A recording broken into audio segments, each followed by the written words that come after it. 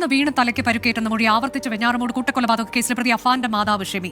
പല ചോദ്യങ്ങളിൽ നിന്നും ഷെമി ഒഴിഞ്ഞുമാറി. ഷെമിയുടെ മൊഴി വീണ്ടും രേഖപ്പെടുത്താനുള്ള നീക്കത്തിലാണ് അന്വേഷണ സംഘം.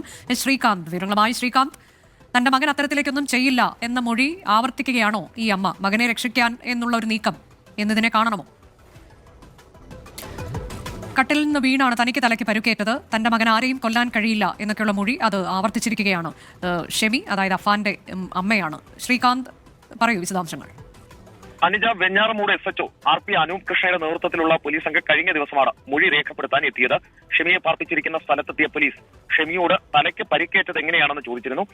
കട്ടിലിൽ നിന്നും വീണ് പരിക്കേറ്റെന്നായിരുന്നു മറുപടി നൽകിയത്. കട്ടിലിൽ നിന്ന് വീണാൽ ഇത്ര വലിയ പരിക്കേൽക്കില്ലല്ലോ എന്ന ചോദ്യത്തിന് ആദ്യം വീണതിന് ശേഷം എഴുന്നേൽക്കാൻ ശ്രമിക്കുമ്പോൾ വീണ്ടും വീണു എന്നാണ് ഷെമി മറുപടി നൽകിയത്. അപ്പോഴും അവർ മകനെ കരുതലോടെ ചേർത്ത് പിടിക്കാനാണ് ശ്രമിക്കുന്നത്. സംഭവ ദിവസം നടന്ന കാര്യങ്ങൾ ഓർക്കുന്നുണ്ടോ എന്ന് ചോദിച്ചെങ്കിലും സഹകരണം ഉണ്ടായില്ല.